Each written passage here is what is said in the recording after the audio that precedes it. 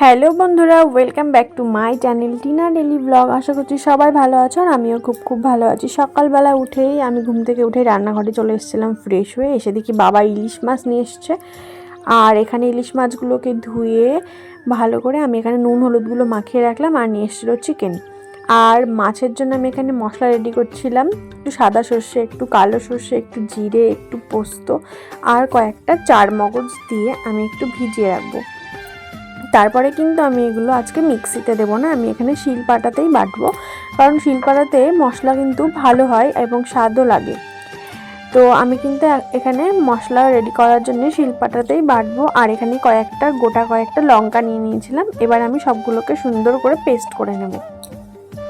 তো মশলা করছি, কিন্তু বলা হলো না যে কি রান্না হবে। বাবা নিয়ে এসেছিলো ইলিশ মাছ আর অনেকটাই নিয়ে এসেছিলো, সে কারণে আমি ইলিশ মাছ দিয়েই দু রকমের রেসিপি করব। একটা হচ্ছে ইলিশ মাছের পাতুরি বানাবো, আর কয়েকটা মাছ দিয়ে ইলিশ মাছের ঝোল বানাবো। তো ইলিশ মাছের পাতুরি কিন্তু আমি আজ ফার্স্ট টাইম বানাচ্ছি। আর এখানে কিন্তু মশলাটা প্রায় আমার পেস্ট করা হয়ে গেছে, যেহেতু অনেকটা মশলা তাই অনেকটা সময় লেগেছিল বাটতে। আমি তোমাদের শর্টকাটে দেখানোর চেষ্টা করছি। আর এখানে আমি একটা পাত্রে মশলাটা তুলে নিলাম সুন্দর করে পেস্ট করে নিয়ে। আর এখানে কিন্তু আমি পাতুরি বানানোর জন্য কলা পাতা ইউজ করব। আর কলা পাতাগুলোকে কিন্তু যাতে না ভেঙে যায় সেই কারণে আমি তাওয়াতে একটু হিট দিয়ে নিচ্ছি, মানে গরম করে নিচ্ছি, তাহলে তো কলা পাতাটা একটু নরম হয়ে যাবে আর আমাকে ভাজ করতেও সুবিধা হবে আমার। তো এখানে কিন্তু এই পেস্টটার মধ্যে একটু লবণ, একটু হলুদ আর একটু সর্ষের তেল দিয়ে আর একটু হালকা চিনি দিয়ে আমি ভালো করে মিক্স করে নিয়েছিলাম। নিয়ে আমি এবার রেডি করব পাতুরি সাজা, মানে ওটা একটা লেয়ার সাজাতে হয়। সেটা হচ্ছে আগে আমি ওই পেস্টটাকে দিয়ে নিলাম, তারপরে মাছ দিলাম, তারপরে আমি ওপরে আবার এক পেস্টটা দিয়ে নেব সুন্দর করে, দিয়ে একটা কাঁচা লঙ্কা আর একটু সর্ষের তেল দিয়ে আমি ভালো করে পাতাটাকে মুড়ে একটা সুতো দিয়ে বেঁধে নেব। নেওয়ার পরে আমি কিন্তু আবার কড়াইয়ে আমি যে কটা বানানোর চেষ্টা করেছিলাম সব কটা বানিয়ে নিয়েছি একবারে। নিয়ে আমি কড়াইতে দিয়ে একটু হালকা কড়াইতে তেল দিয়ে তারপরে কিন্তু আমি মাছগুলো হালকা তেলের উপর দিয়ে আমি কিন্তু একটু ভাপিয়ে নেব। কিছুক্ষণ 10 মিনিট হয়ে যাবার পরে আমি আবার উল্টে নেব। উল্টে নিয়ে যতক্ষণে না মাছ হবে,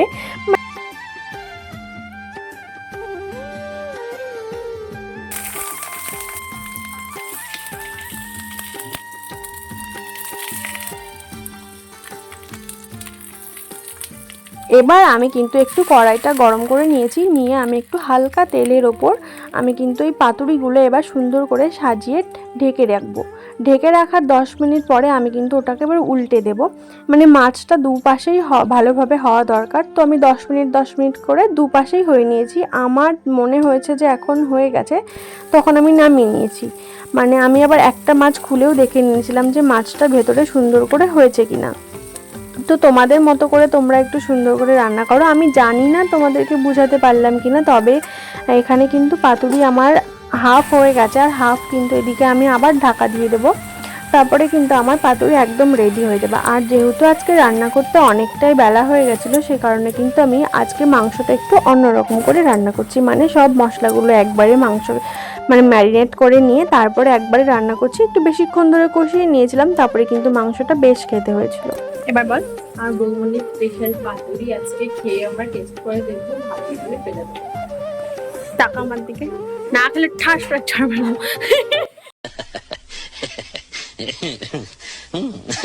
আর কিন্তু এখানে রান্নাবান্না একদম কমপ্লিট। আর আমি কিছুটা মাংস তুলে রেখেছিলাম আমার ননদের, আমার বরের, আমার ছেলের। মানে আমরা তিনজন একই সঙ্গে খেতে বসি, সবাইকে আগে বোন খেতে দিয়ে দেবে। তার সেই সুযোগে আমি এখানে বাবুকে একটু খাইয়ে নেব, তারপরে গিয়ে আমরা বসবো খেতে। আমি যদি যখন খেতে বসি, তখন যদি না বসি খেতে, তাহলে আমার বড় বসবে না, আমার ননদও বসবে না, যতক্ষণে না আমি যাব।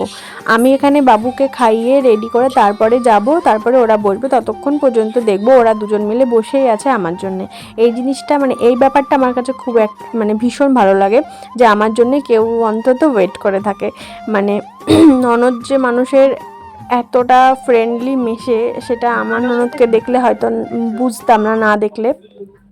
তো আমরা দুজনে যে খেতে বসে গেছি, আর সময় আমি ওকে থুয়ে খেতে বসে পড়ি, কিন্তু ও আমাকে থুয়ে খেতে বসে না।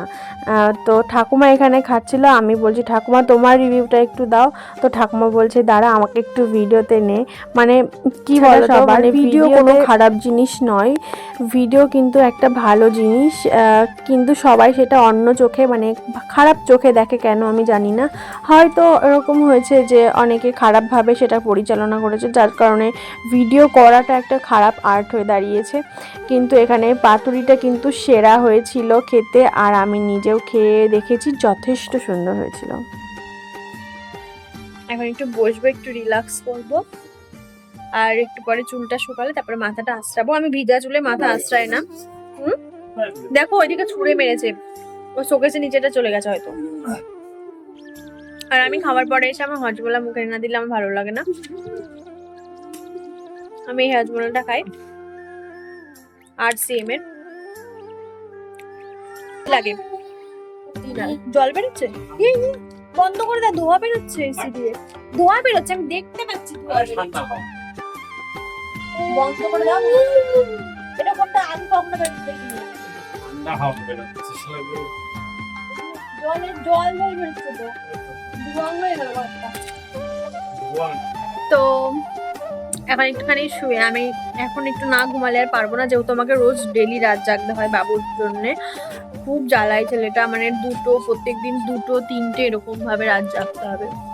এসিতে প্রচুর ধুলো জমার কারণে কিন্তু ওরকমটা হচ্ছিলো, যেটা আমি ভিডিওতে দেখালাম যে একটু ধোয়া ধোয়া বেরোচ্ছিলো। আর এখানে জামা কাপড়গুলো ছাদ থেকে তুলে নিয়ে এসেছি, কিন্তু ভাঁজ করা হয়নি। এখন তাহলে দুজন মিলে ঠিক করলাম যে চলো ঘরটাকে গুছিয়ে ফেলি, আর এখানে সব এলোমেলো জিনিসগুলো সব ঠিকঠাক করে রাখি।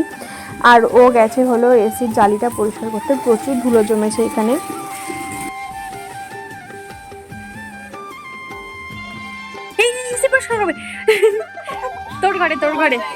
তোর ঘরে চল।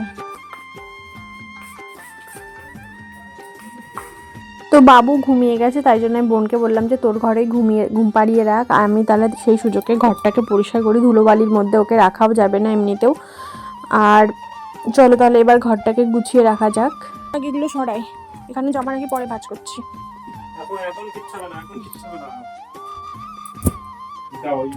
কি এটা? আসছি হ্যাঁ। তো দুজন মিলে এখন পুরো ঘরটাকে নিট ক্লিন করে দেবো একদম। আর টাকা না ব্লগ থেকে পিছিয়ে যাবো। আর আমি এতটাই ব্যস্ত মানুষ, সারাদিন আজকে শুধু মাথাটা ঘষেছি, সারাদিন মাথাটা আঁচড়াইনি, আজ আর আঁচড়াবো না, আজকে এইভাবেই পাগলের মতো। আমার মতো কে কে আছো যে এরকম চুলটাকে এরকম গুটি সুটি করে পাগলের মতো করে থাকো বাড়িতে, আর বাইরে বেরোলে তো দেখতেই পাও সবাই। যাই হোক, এখন ঘরটাকে চলো আমি আমার বর মিলে সারা ঘরটাকে মুছিয়ে একদম নিট অ্যান্ড ক্লিন করে ফেলবো, আর তোমার সঙ্গেও শেয়ার করবো। ব্লগটাকে দেখতে থাকো তোমরা। আমার বর পুরো তার কাটা, ফুল তার কাটা, এই যে এখন দেখছো না ভোলা ভালা সাদা সিধে মুখটা, একটু পরেই পেছন দিয়ে চিমটি কাটবে।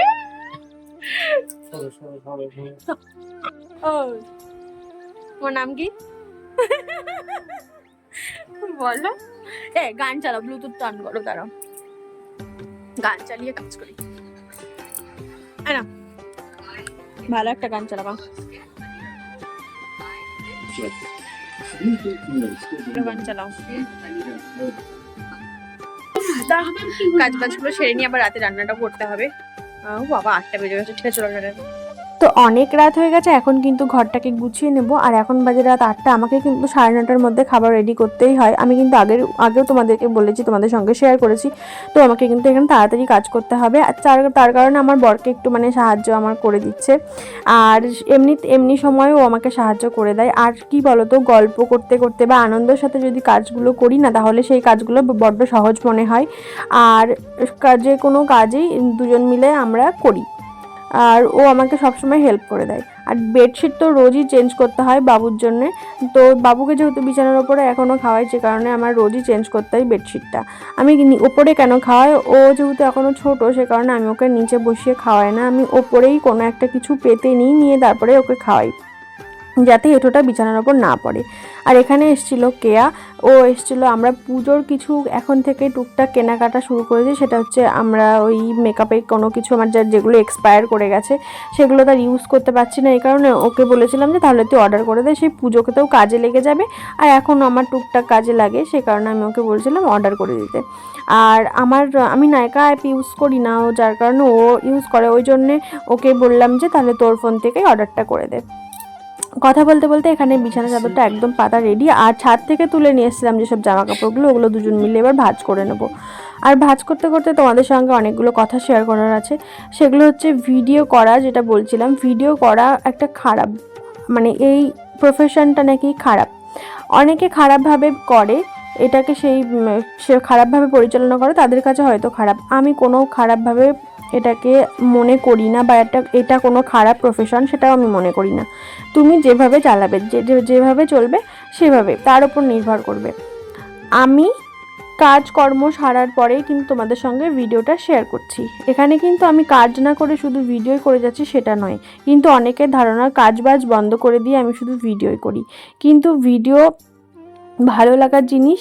আর সবচেয়ে বড় কথা হচ্ছে এই প্রফেশন থেকে কিন্তু এখন একটা ভীষণ ভালো মানে উপায়, সহজ উপায়, তুমি আনন্দের সঙ্গেও কাজ করতে পারবে এবং এখান থেকে কিছু আর্ন করা যায়। এবার তুমি যদি ভালো লাগার সাথে সাথে তুমি কয়েকটা টাকা ইনকাম করতে পারো এখান থেকে, তাহলে এটা খারাপ কোথা থেকে হলো, আমি এটা বুঝতে পারছি না। আর এখানে এখন অনেকেই ভিডিও করে, সেটা কিন্তু তাদের একটাই উদ্দেশ্য, তারা একটা সময় আর্নিং করতে পারবে। আমিও সেই সুযোগেই হয়তো ভিডিওটা স্টার্ট রেখেছি, বা এখনও সেভাবে আমার টাকা পাওয়ার ইচ্ছাটা এখনও জাগেনি, আমার ভালো লাগা থেকেই করছি।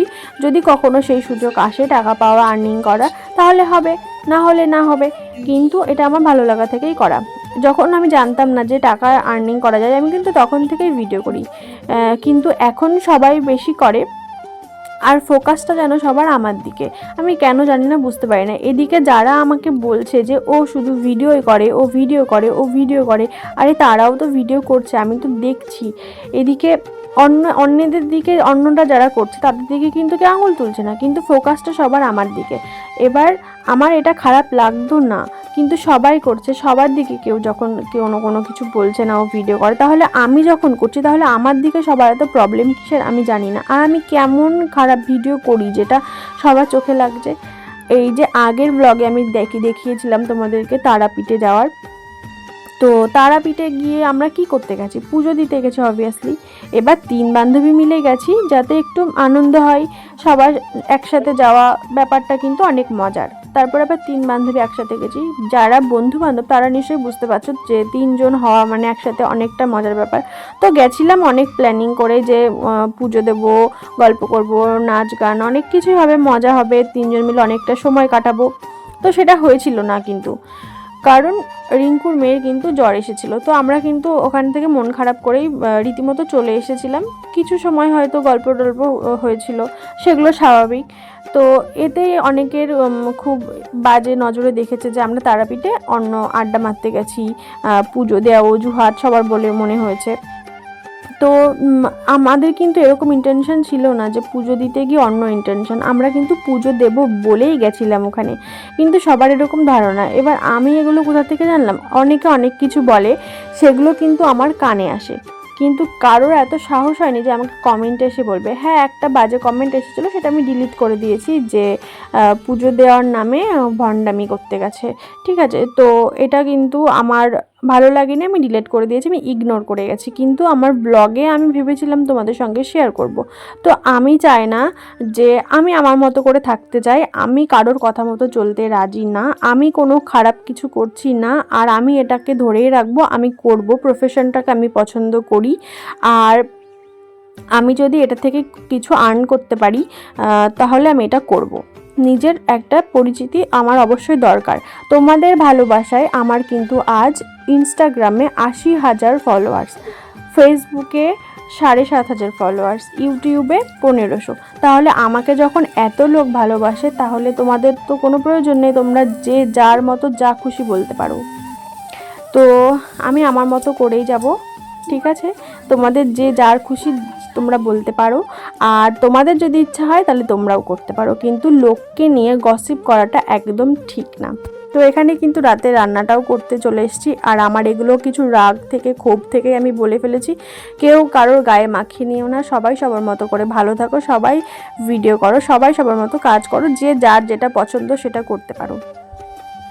তো আমি কিন্তু এটা সবার উদ্দেশ্য করে বলিনি, আমি কিছু কিছু লোক যেগুলো আমি যাদেরকে চিনতে পেরেছি এবং যাদের কাছ থেকে কথাগুলো শুনতে পেরেছি, এমন কিছু কিছু লোক আছে যে সামনে ভালো ব্যবহার করে এবং পিঠ পিছে বাজে কথা বলে, সেরকম কিছু লোক আমার চেনা আছে। তো তাদেরকে উদ্দেশ্য করেই বলা হচ্ছে, তারা নিশ্চয়ই আমার ব্লগও ফলো করে। আমার ফ্রেন্ডে রাখে না, অথচ আমার ব্লগ ফলো করে এবং আমি কি পড়ছি, আমি কি খাচ্ছি, আমি কোথায় যাচ্ছি সেসবও ফলো করে। তাদের খুব প্রবলেম হয়। তো আমি যদি নিজের মতো করে ভালো থাকতে পারি, আমি কাজবাজ, শ্বশুর শাশুড়ি, বর, বাচ্চা সব কিছু সামলে সব কিছু মেনটেন করে যদি আমি নিজেকে একটু ভালো রাখতে পারি, তাহলে তাদের কিসের প্রবলেম হয় আমি জানি না। তো এগুলো কিন্তু আমি সবাইকে উদ্দেশ্য করে বলিনি। তো আমার কথা যদি কারোর খারাপ লেগে থাকে তাহলে আমি কিন্তু মন থেকে ক্ষমা চাইছি। আর আমার ভিডিও তোমাদের কেমন লাগে সেটা কিন্তু অবশ্যই জানিও। রাতের রান্নাটা আমার প্রায় শেষ, আর অনেক কথা তোমাদের সঙ্গে বলে ফেললাম, তো কেউ কিছু মনে করো না। আর কি বলো তো, দুদিনের জীবন তো একটু মনে হয় একটু আনন্দে একটু ভালোভাবেই কাটাই, একটু ঘুরি, একটু নিজের মতো করে চলি। তো কিসের এত টানাপোড়েন আমি জানি না। তো আমি একটু ভালো থাকতে চাই সব কিছুর মধ্যে, একটাই কথা, আমি একটু ভালো থাকতে চাই। আর সবাই আমাকে ভালো থাকতে দাও, আমার মতো করে থাকতে দাও। তো তোমাদের ভালো লাগে না দেখো না, ভালো লাগলে অবশ্যই দেখো। আর রাতের ডিনারটাও কিন্তু সবাইকে দিয়ে দিয়েছিলাম, লাস্টে আমি খেতে বসেছিলাম। তো দুপুরের মাংসের ঝোল নিয়েছিলাম আর পনির ভুজি রান্না করেছিলাম। এই যে আমি, আমার হাজব্যান্ড, আমার ননদ, আমরা তিনজন সবসময় একসাথে খেতে বসি, তো খেতে বসে পড়েছি। আজকের ব্লগটা কিন্তু এই পর্যন্তই।